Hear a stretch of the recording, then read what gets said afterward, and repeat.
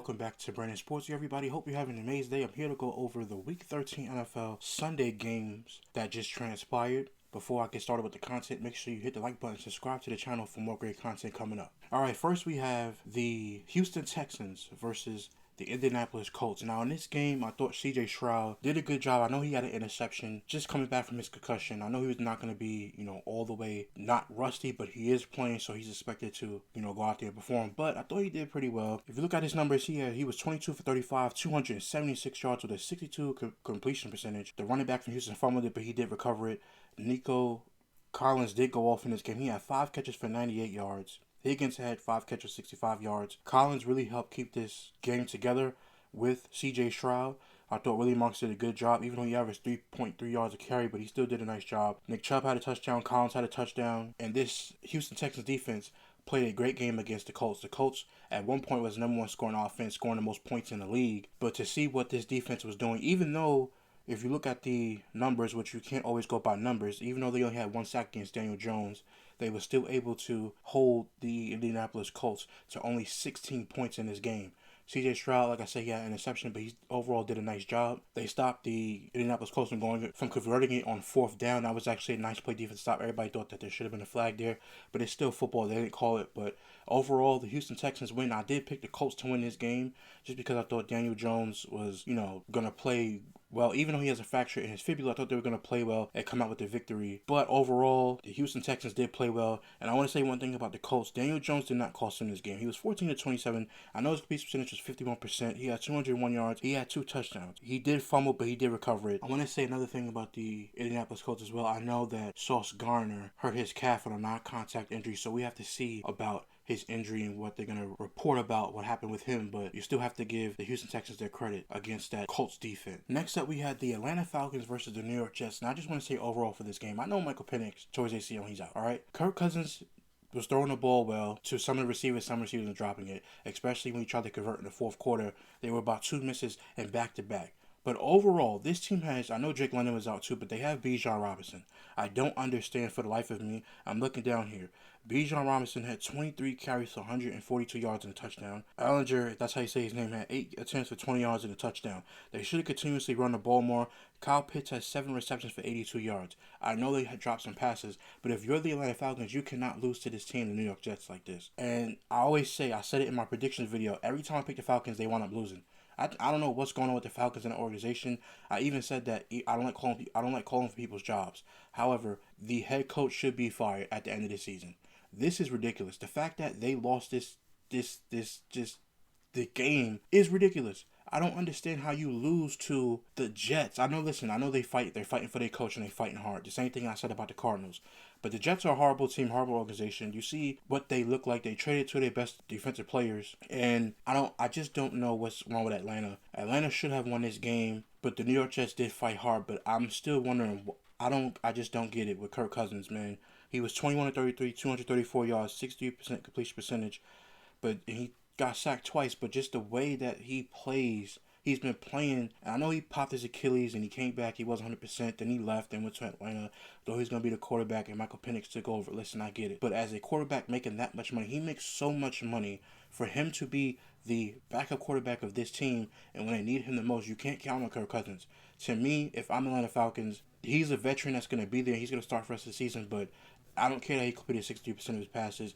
He still didn't play to me well, particularly well. I saw this game, flipping through the games, and I saw this game, and I'm just looking at this guy. I'm like, man, it's the New York Jets defense, dude. Make some passes. I know you can't run, but make some passes. Do something. Bijan Robinson had it going the whole game.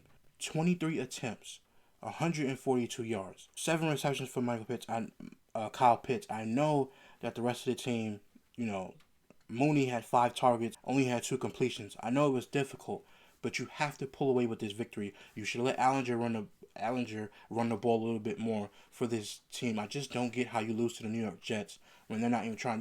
You lost to Tyrod Taylor. If you asked me before this game started, who's the better quarterback, at least from a backup perspective, who's the better quarterback, Kirk Cousins or Tyrod Taylor? or Tyrod Taylor? What would you say? You would say Kirk Cousins is the better back, quarterback, and Tyrod Taylor, a credit to him, and I'm going to give him his credit. Even though he was 19 for 30, 172 yards with a touchdown, he completed 57% of his passes, but he also had a rushing touchdown. Donde Mitchell had 8 catches for 102 yards and a touchdown. You basically got a play and it came down to the wire, and you got kicked the field goal on. In New York, the Atlanta Falcons are a talented team. I know they have problems on defense, but they're a talented team, and the fact that you lost to a team that is actively tanking. I know they fight for their coach, but they traded two of their best players away. I know Sauce Gardner wasn't playing his all worldly the best, but it's still a team that traded both of their players away, and the Falcons lost again. If I'm the owner, I'm cleaning house again at the end of the offseason. This was just all the way bad for the Atlanta Falcons, and I feel bad for their fans because it's a loyal fan base, and ever since that Super Bowl, it just has not gone right. The New York Jets, you got to give them their credit. They won this game off of a last-minute field goal.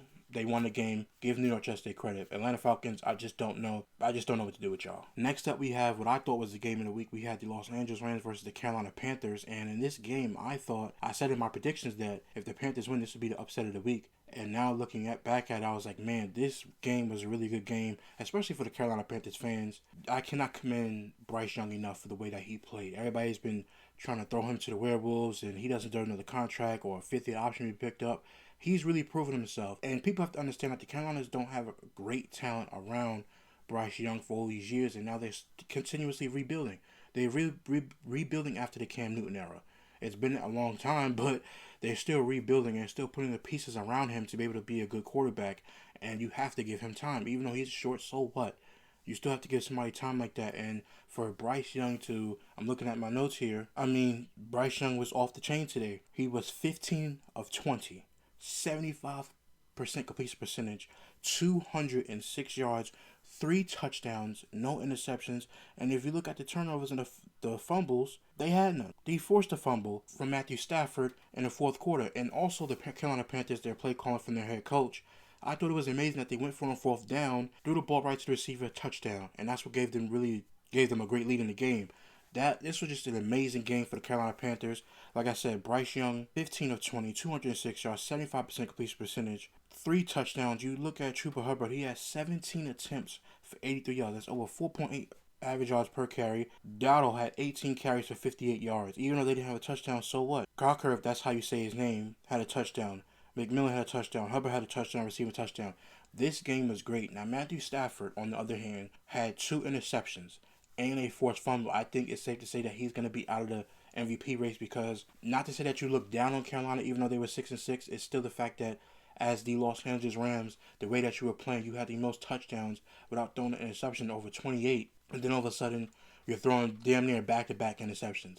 I thought this was a great game from the Carolina Panthers. You have to give them their credit. They didn't just kowtow and bow down because it's the Panthers, one of the best teams in the NFC, which is the best team in the NFC up until this point. But the Carolina Panthers, I cannot commend them enough. They played well. Throwing the ball, running the ball. It was an amazing game. And listen, I know Matthew Stafford. He was 18 for 28, 64% completion percentage, 243 yards, 2 touchdowns, 2 interceptions. He was sacked twice. And Devontae Adams, by the way, who's leading the league in touchdowns, he had 2 touchdowns today on 4 catches for 58 yards. But all in all, the Carolina Panthers showed up today, and they didn't, like I said, they didn't cower, they didn't bow down to this team. The Carolina Panthers, we got to give them the credit. They're 7-6 now going into the bye week, which is a great thing because now you have a win. You get to relax for a week, and then you got to come back and play. But overall, man, I cannot stress to you enough, Carolina showed up. Bryce Young, you got to say his name 3 times. Bryce Young showed up for this football team. And I'm looking down right now, phone here, just to see if you look at the rest of their schedule coming up for the Carolina Panthers. After they get off the bye week, they face the Saints. The Saints is not going to be, obviously, well, I'm not going to say any team or any game is an easy W, but you get the Saints. You're probably going to split it with with the Tampa Bay Buccaneers, and you face Seattle. So Seattle's going to be hard out, but you beat the Rams, you beat the Cowboys, you beat a lot of these teams that everybody thought was going to be at least good or subpar good. You beat Green Bay, and you beat the Rams. Like, those are phenomenal wins for this organization that nobody believed in. I had finishing 3rd in the division because I had Tampa Bay number 1, Atlanta number 2, and Panthers number 3, and I thought the Panthers would progress, but not like this. This was a great win for the Carolina Panthers, man. You, as a Panthers fan, you should be happy the way that you guys won. Next week, I already guarantee, I know I'm going to jump ahead a little bit, but that's a W for me for the Saints. I know you lost in week 10, 17-7, but with this found confidence in the way that these guys are playing right now, the Carolina Panthers on December 14th should win this game against the Saints. Phenomenal job by the coaching staff in Carolina. Phenomenal job by Bryce Young because everybody's been giving him hell and everybody's been kicking him while he's down and the way that he plays sometimes and continuously getting hurt and he continuously keeps fighting and fighting and fighting. That was a great game. This to me was probably, I know he threw for over 400 yards at one point this season, but against this team, the Rams, who everybody considers to be basically the best team in the NFC right now, for him to play like this was amazing. I can't stop raving about Bryce Young enough. 15 of 23 touchdowns. Just an amazing game for Bryce Young. Next up, we had the San Francisco 49ers versus the Cleveland Browns. Now, I'm going to put the 49ers to the side, even though they won for a second. Let me just talk about Cleveland. Cleveland, I know Kevin Stefanski gave up play calling to Tommy Rees, the offensive coordinator, but you're not going to escape the criticism because everybody knows that you're basically right now, you're the face of the organization. And a lot of stuff that's been going on, you're being blamed for whether it's fair or not. Because of your statements in the press conferences, whether this guy's going to be a quarterback, whether you're committed or not, that's on you. I know you get the play calling up, so you won't be looked at as Tom Rees is going to be a scapegoat. Everybody's still blaming you. And Shedeur Sanders didn't play a horrible game. He did not. Did he play a great game? No, he did not. But he still did enough in this game. And for this team, I said, for the Cleveland Browns, in order for them to beat the 49ers, they had to run the football. And that's exactly what they did up until a point. 23 carries for Junkins for 91 yards, 3.96 average. Shedeur Sanders, 16 of 25, 149 yards and a touchdown. He didn't have any interceptions. He missed a throw to Jerry Jeudy for the touchdown, going up the middle.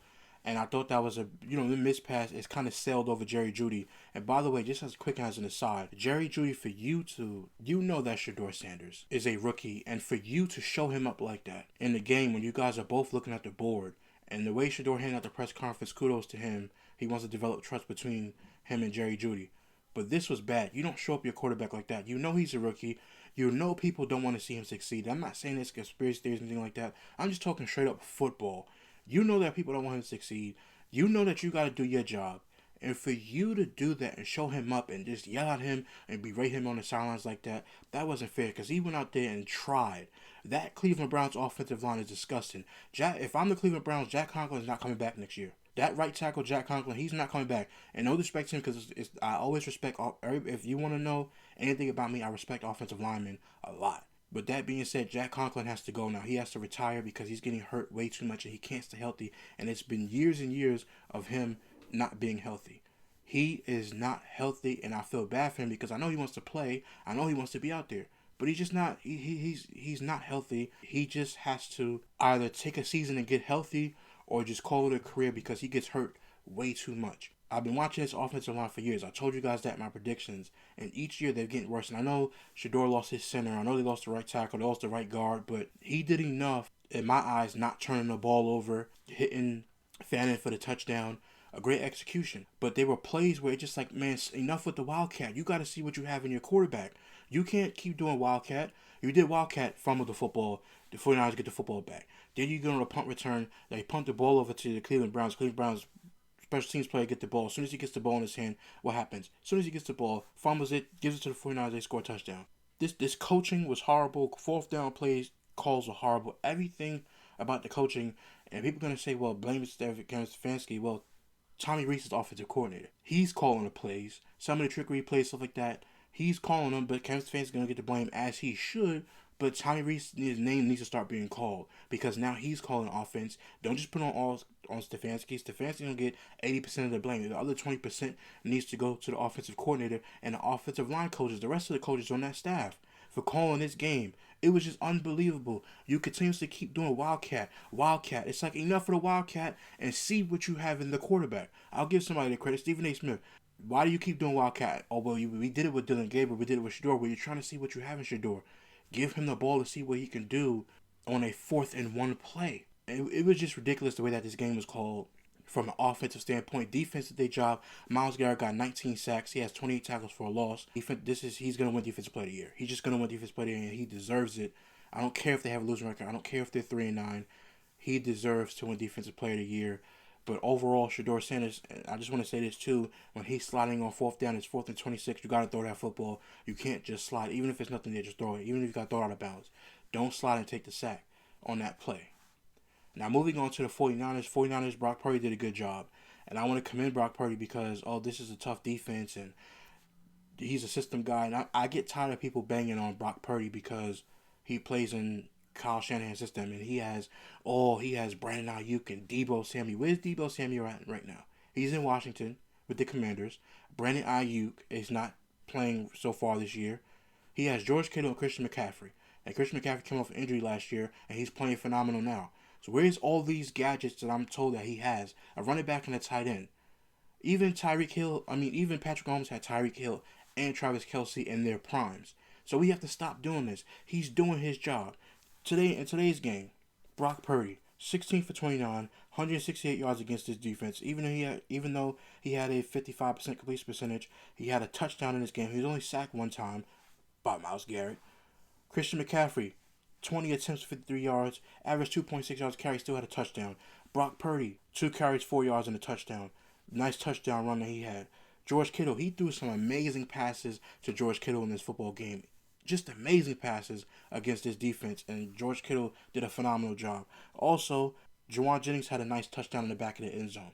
Brock Purdy played well. We have to start giving him his credit. He's playing with the Avengers and all this stuff like that. No, he's doing what he's supposed to do. He's not the most talented quarterback in the world, but he's doing what he's supposed to do. He went inside Cleveland. The last time the 49ers went and won in Cleveland was in 1984. Like, come on, or 1989, one of those years.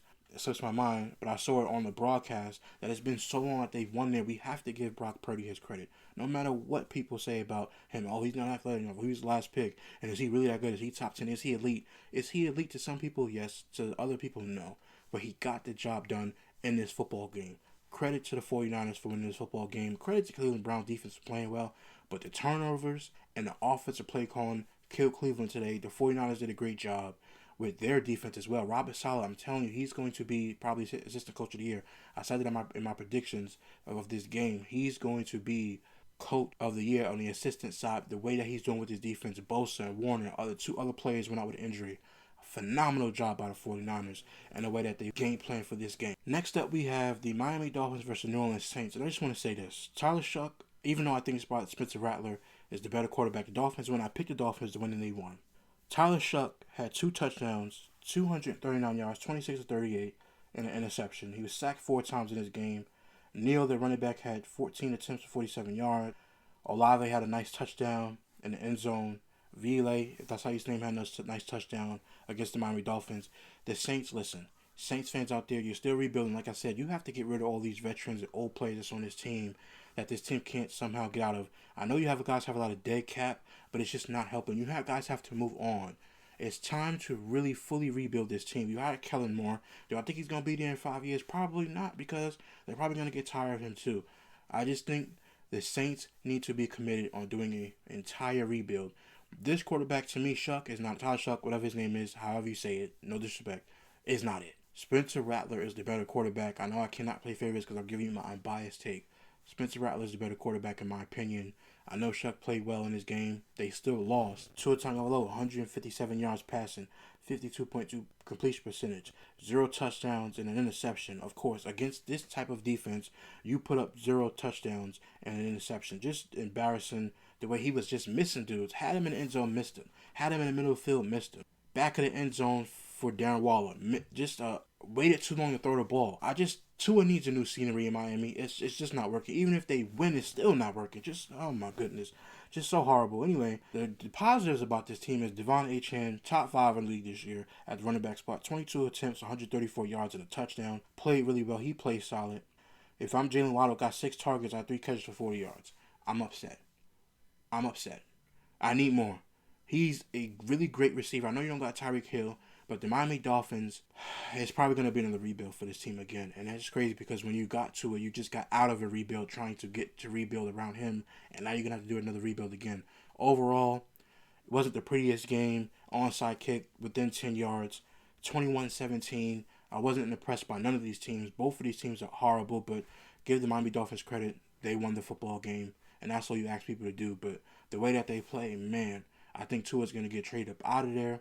I still think Mike McDaniel's going to get fired, and they're going to go for another rebuild in Miami. And if I'm a Miami Dolphins fan, I'm upset because I don't want to go through the rebuild. Just horrible. Just terrible. Just terrible. Next up, we have the Tampa Bay Buccaneers versus the Arizona Cardinals. Now, before we get to, obviously, I picked the Buccaneers to win if Baker Mayfield played and he played. But before we get to the Bucs, I just want to say this about the Cardinals. This team fights. I always say that they fight. If you look at their numbers, Jacoby Brissett, 29 for 40, had 301 yards, a 72.5 complete percentage, and 2 touchdowns. I know he threw a pick, but Jacoby Brissett, to me, is really not the problem with this team. They just don't have enough. Their defense plays really hard. Again, for their coach Gannon, they play very, very hard. They just need more talent, and they need more help, especially at the quarterback position to get it like a all-world quarterback. I don't know what's going on with Kyler Murray. I don't know if he's going to even come back this season. But overall, the Cardinals, you can't, I mean, as a fan of the Cardinals, if you're a fan of the Cardinals, you're mad because they're not winning, but you can't say they're not trying hard. That the team is giving up. They haven't given up, and that's the respect that you have to give to them. Harrison, 6 catches for 69 yards. McBride, tight end, had a touchdown, 8 catches, 82 yards on 9 targets. Defense had 2 sacks on Baker Mayfield. I mean, they just fight. But Tampa Bay, like I said, just a better team overall in general. And when you go to the Tampa Bay Buccaneers, Baker Mayfield, 18 of 28, 194 yards, 64% complete percentage, a touchdown. Bucky Irvin, 17 carries, 61 yards, and a touchdown. Emeka Ibuka had 4 catches for 42 yards and 8 targets, even though it's 50% catch rate on that one. It's still, listen, the game was close. It was 17-20. The Cardinals played hard, but the Buccaneers were the better team. And kudos to the Buccaneers for gutting out this victory, even though Baker Mayfield is playing with a banged up left shoulder. Overall, the Tampa Bay Buccaneers did a great job in this game.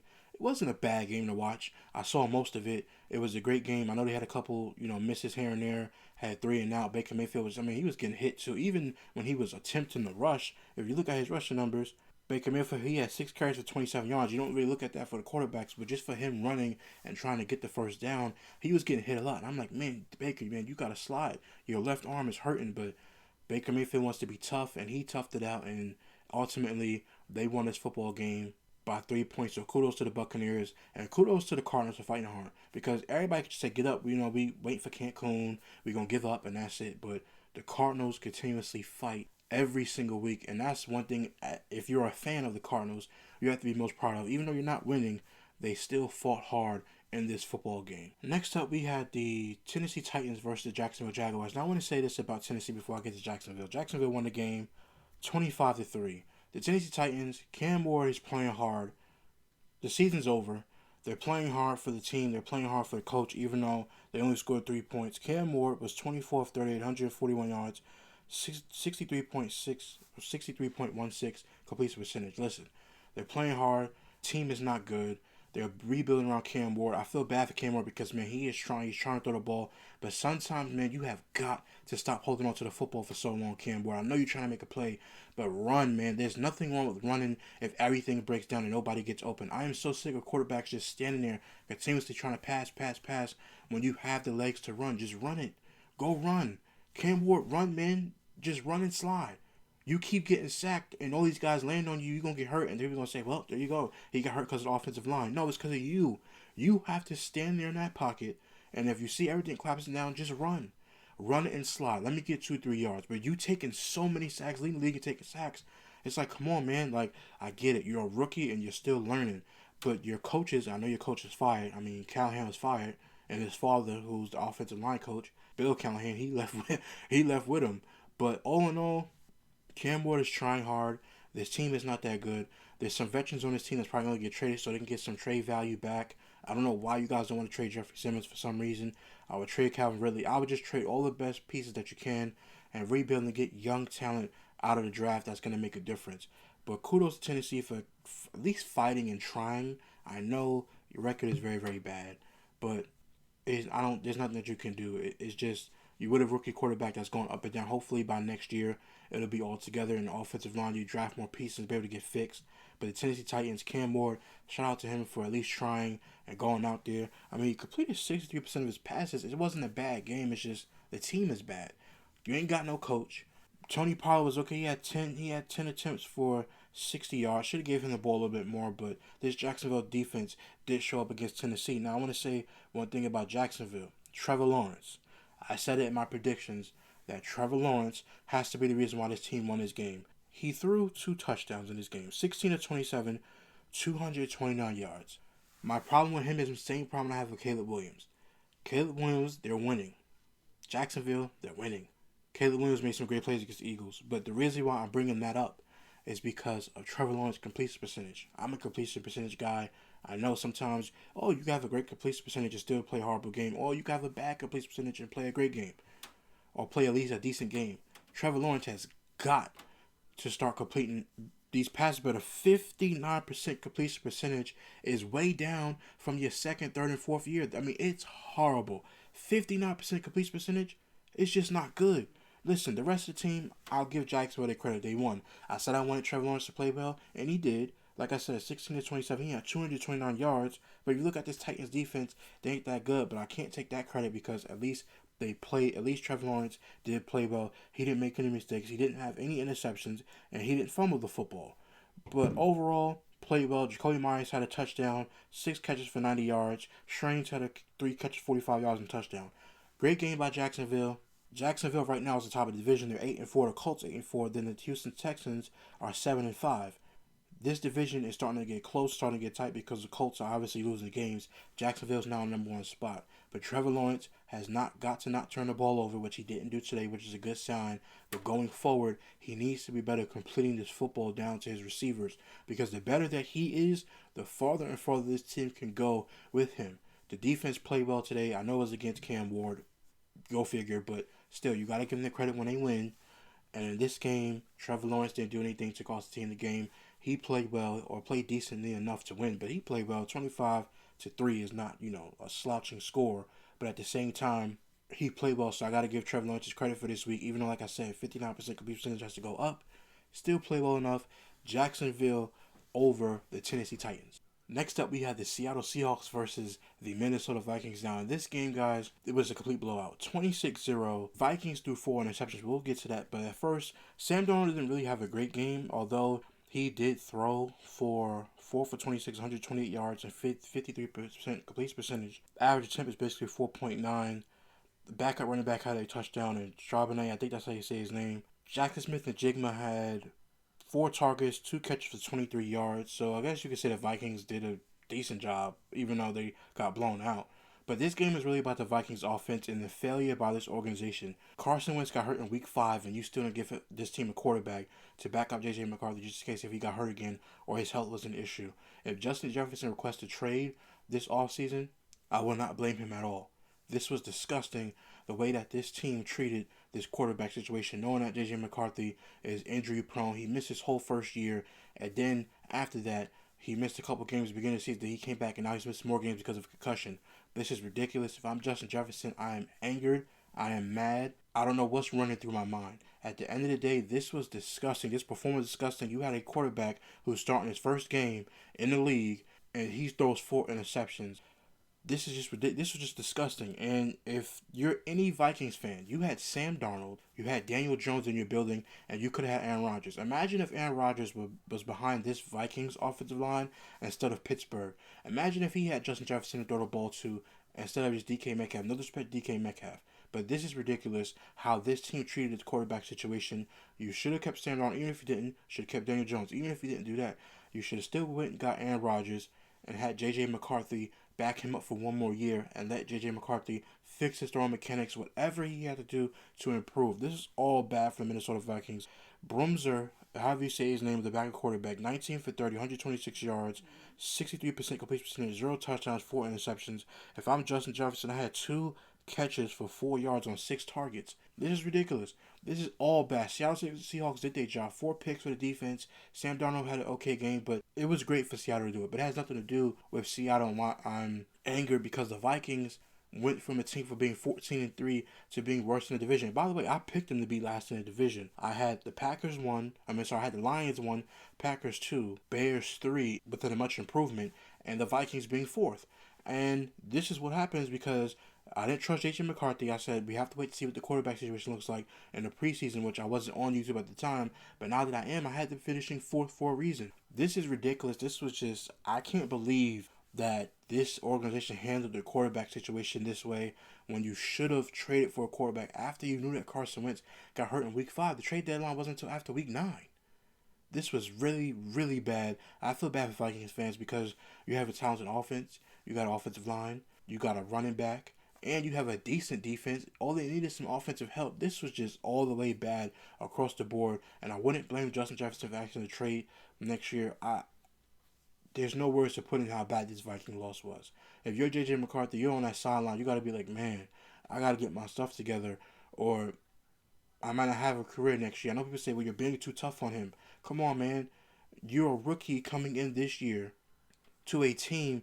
You have an advantage. You know how lucky Cam Ward would be to play on this Vikings team with this offensive line, with these wide receivers, tight end. You guys have everything on the offensive side of the ball and can't do nothing because J.J. McCarthy's either hurt or when he's in the game, he doesn't play well. He played 2 good games this year against Chicago, and then he played another good game. What was it, against Detroit, I think it was? Enough. This is bad. You have to bring in a veteran next year. I wouldn't be surprised if they trade for a veteran next year, but this is horrible. Seattle Seahawks, kudos to you guys for getting the job done. Great team win for Seattle. If you look at Seattle in their standings, they're 9-3. The Rams are 9-3. Then now the 49ers are 9-4. And now you look at the Vikings, they're 4-8 in their division. Detroit 7-5. Green Bay's 8-3-1, and then Chicago's is 9-3. Minnesota, if all you guys needed was a quarterback and you could have won this division again, this was awful. And I feel bad for you Vikings fans because this is ridiculous. They should have got a quarterback. But kudos to Seattle, though, for doing a great job, playing amazing defense, getting 4 interceptions off of a quarterback that was undrafted. Can you believe this? Very, very bad for the Minnesota Vikings. Next up, we had the Bills versus Steelers. Now, I want to say this. In this entire game, the most frustrating part, I'm just going to jump to the Steelers part. I felt bad for Aaron Rodgers. He came out there with 3 fractures in his left wrist. Still toughing it out to go out there and play. Just for this game to be called the way that it was called. Aaron Rodgers had 117 passing yards in this football game. 47% completion percentage. No touchdowns. No picks. No nothing. Warren had a touchdown rushing, and that was it. They only scored 7 points. Aaron Rodgers took a tough shot, got back up, his nose bleeding. I get all that. A warrior of a person, over 41 years old, trying his best to be a quarterback for the Steelers team.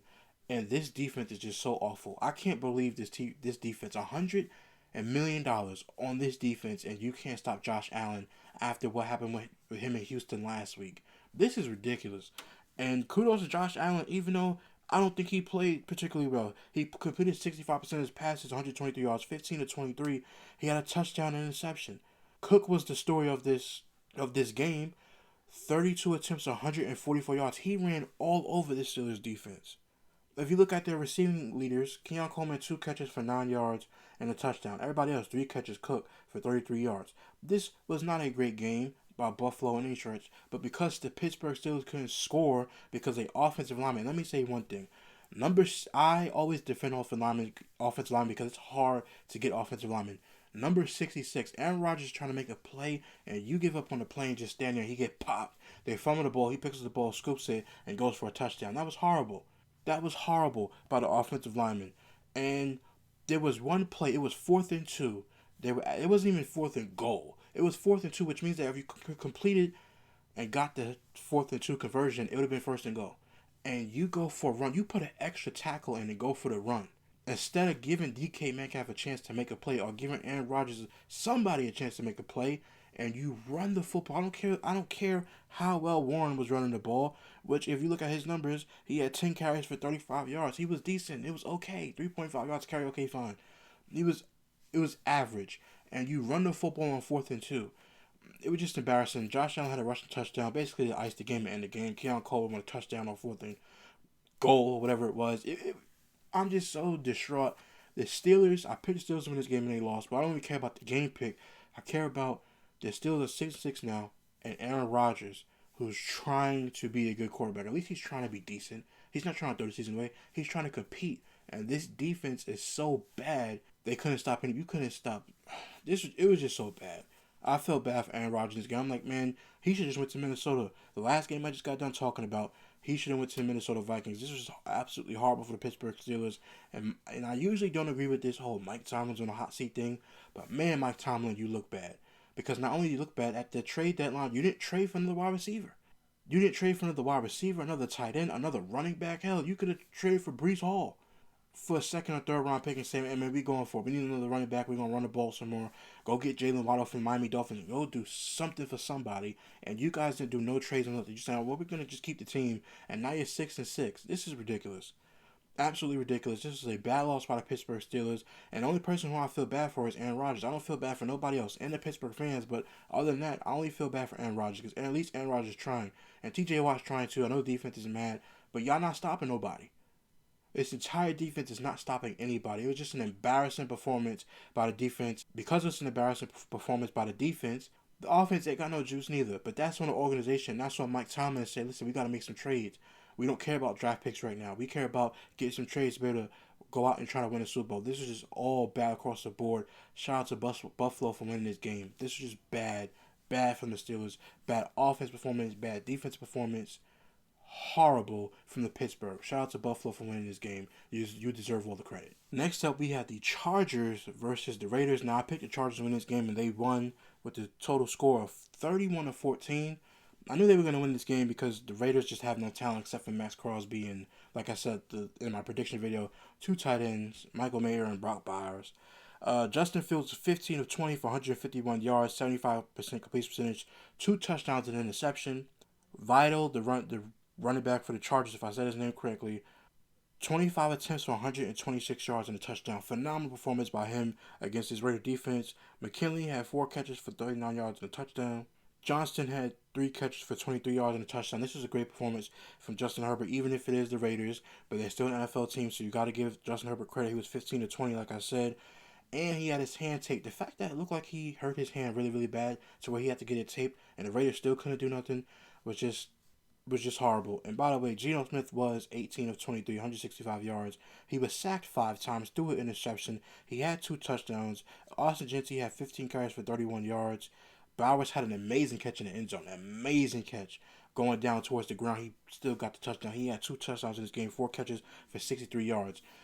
A good game by him, but overall, the Chargers were the best team. They were the better team. Chargers win this game 31-14, which I expected them to do. Now the Chargers are 8-4 on this season. Denver is 9-2. Kansas City is 6-6, and obviously Las Vegas has been eliminated for playoffs.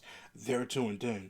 But other than that, this was a phenomenal game by the Chargers. Even though we say it's the Raiders, it was still a great game by the Chargers.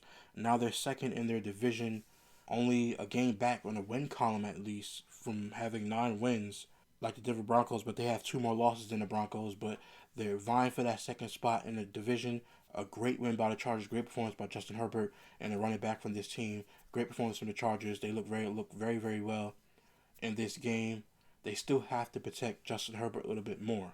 And the reason why I say that is because he was sacked 3 times. You still need more protection. I know next year they're gonna have Rashawn Slater back, the offensive lineman, and you're gonna have Joe Alt back, and it's gonna be a great offensive line again. But right now, his protection, the way he gets hit, man, he had to come out of the game, and Trey Lance had to come in the game. But the way he gets hit is ridiculous, and they need to do a better job in protecting him. I know they can't because there's a limited offensive lineman in the league, but kudos to him for getting the job done. I know it's the Raiders, but kudos for getting the job done and playing the way that he played today. Alright, everybody, I hope you guys enjoyed your Sunday of football. For the entirety of the week, I went 8-6 so far. I have 8 wins, 6 losses. I'll put it down in the comments. Like I said, all my picks, I'll put them down in the comments below. Hope you guys enjoyed football this Sunday. Hope you enjoyed my recap of all my game picks and all my thoughts and opinions about these football games that just transpired. If you want more content, please like, subscribe to the channel, and I'll be back with more content. See you soon.